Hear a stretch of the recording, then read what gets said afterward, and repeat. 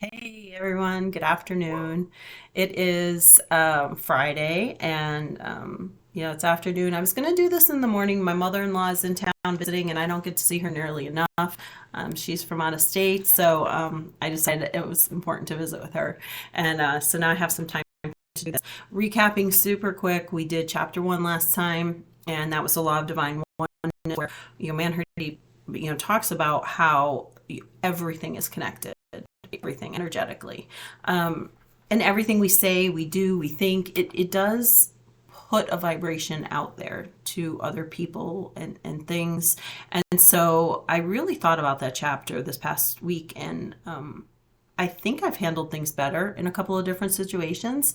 I've made a conscious effort to, and while I might not be perfect, I like the idea of stepping back and thinking about it and remembering what I read. Sometimes I pick the book back up, honestly, and go back through the chapter. Uh, and the way I look at it as, I some people think, well, doing this doesn't change anything. You know, I don't agree with that. It just may not change something immediately. A lot of us, me included, I'm an instant gratification person. If I say or do something, I want that result right then and there. Um, and we need to have patience. That's something, as humans, I think a lot of us need to learn. And I'm top of the list for needing to learn patience. So I'm not criticizing anyone, believe me. But the way I look at it is, when you're thinking something good about a situation, or you you refrain from saying something really negative or mean, and you can just kind of rein that in, nothing bad is really going to come from that, right? I mean, nothing bad. But if you lash out and you say something mean, you can't take it back. It's done. Even if you say you're sorry for something, it's done. Being sorry doesn't change it. So if we can avoid doing that, if we're conscious enough, we're never going to be able to do it 100% of the time, because again, we are human beings. That is the bottom line. But we can, as human beings, evolve and grow and try and think, well, how's this going to affect someone if I say this? We can take that little bit of a time out, in probably a majority of situations we're in. Not all, but in a majority, where we can just say, what?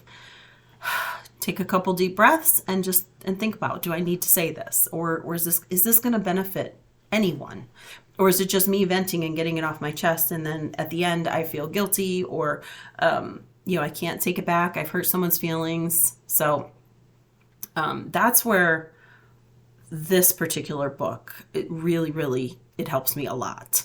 And so with that, we're going to jump into chapter 2, which is the law of vibration. And that says everything has a unique vibration or frequency.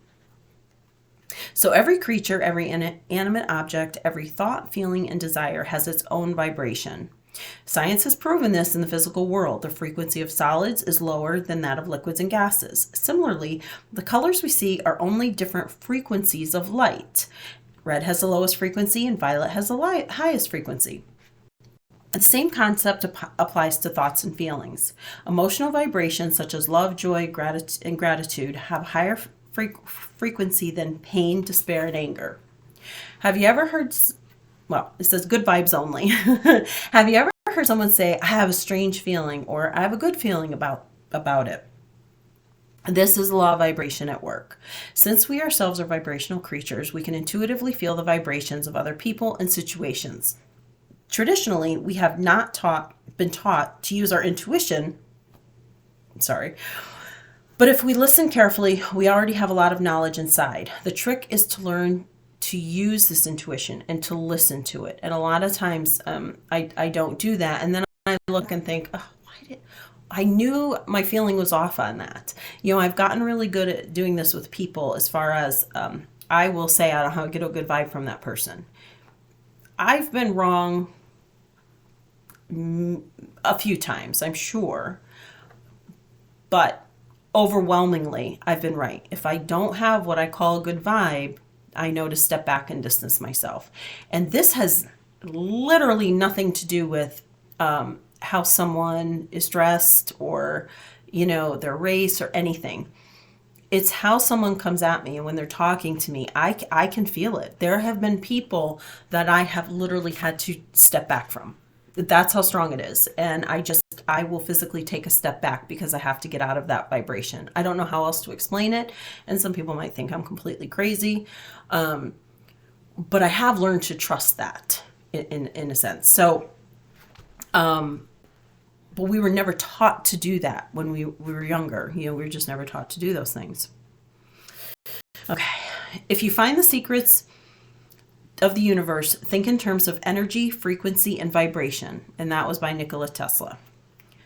If you want to know where you are vibrating at any given moment, there's an easy way to find it. What are you thinking? How do you feel? What is happening around you? When you're in a low vibration state, you'll experience stress, anxiety, depression, sadness, and anger. You are with people, and it is usually unpleasant to be around you. When you have a high vibration, you'll feel relaxed, optimistic, eager, and grateful. In this space, things tend to take their course. As soon as you walk down the stairs, the subway arrives. Strangers smile at you, and life feels good. Of course, bad things will happen, and we will respond in accordance with those procedures, but we can always choose our response.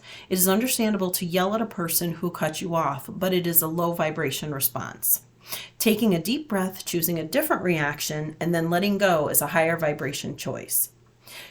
That's not an easy thing to do at all in a lot of cases. Now, what we can do is if we find ourselves in that low vibe, in other words, if someone cuts me off and they catch me off guard and I get mad, and again, and I'll say I've gotten much better to the point of it's rare that even bothers me anymore. Used to, I was a crazy person.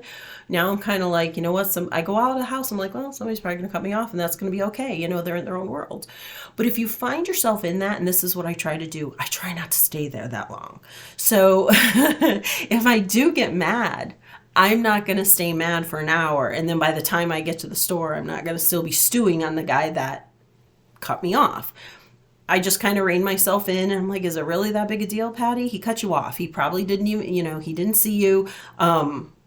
He's in a hurry. Who knows what's going on in his life? He could have gotten a call and he's rushing somewhere to help someone, and he's not really thinking about traffic, and everybody is in his way. So I don't carry the low vibration as long as I used to.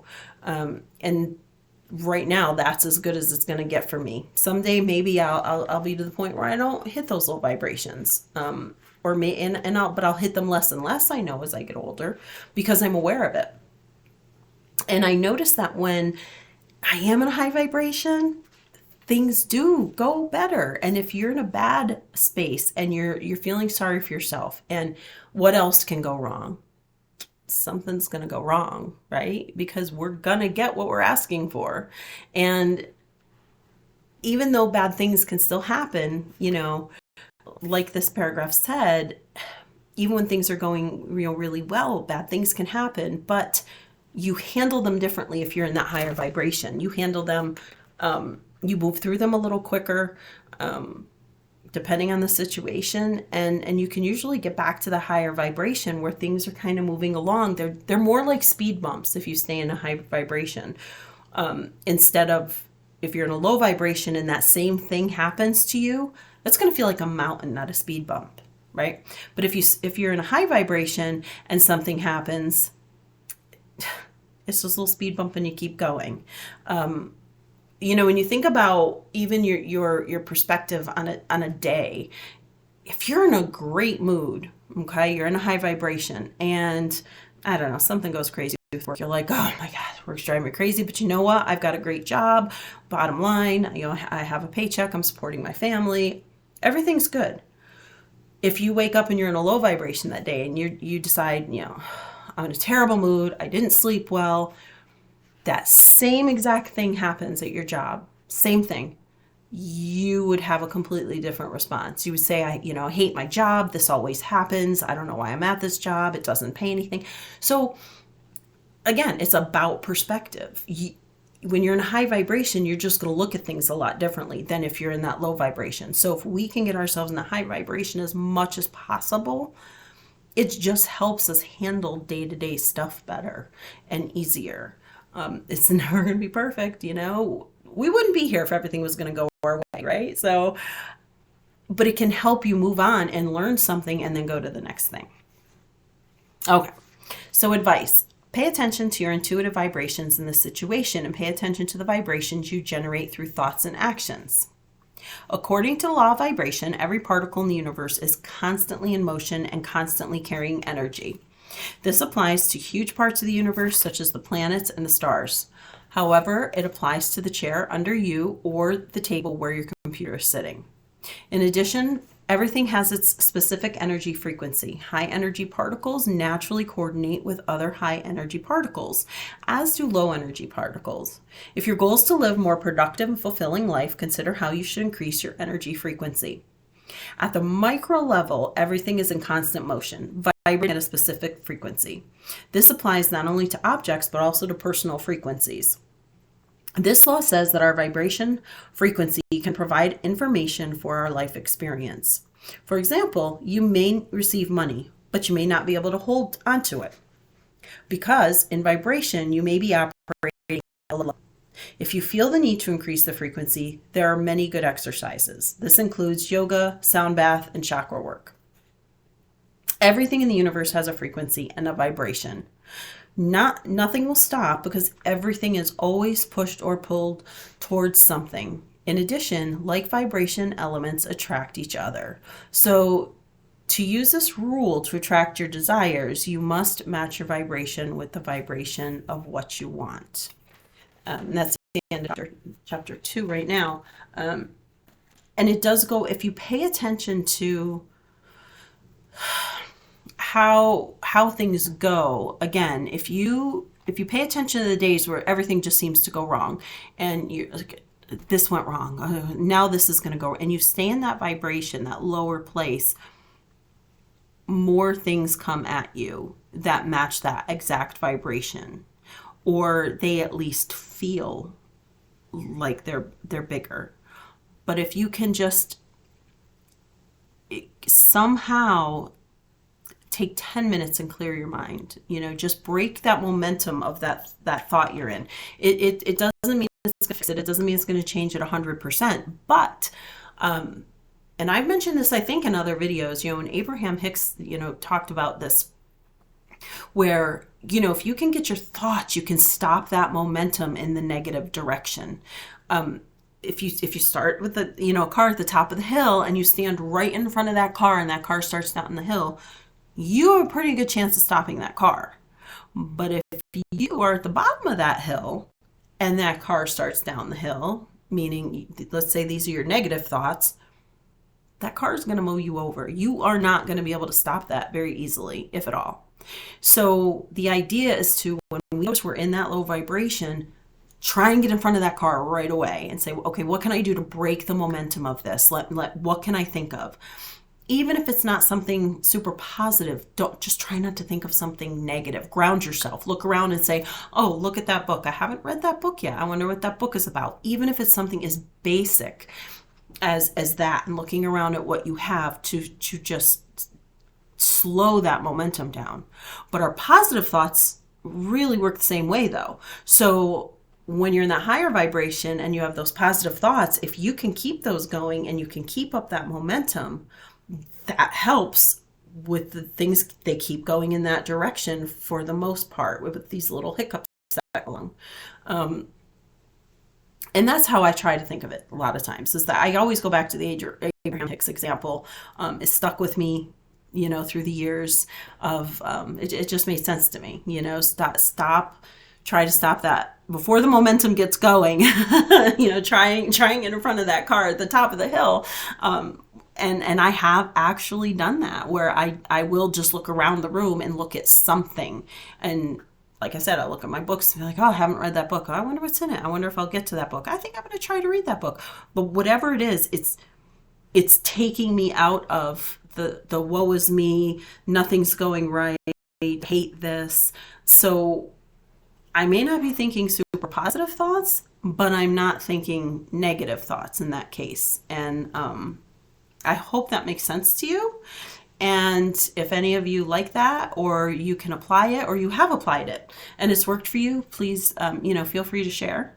And I'm going to go ahead and we'll be doing chapter 3 next. So I'll be sending that out in the next couple of days. All right. I look forward to hearing from everybody, and I hope you're all having a wonderful day.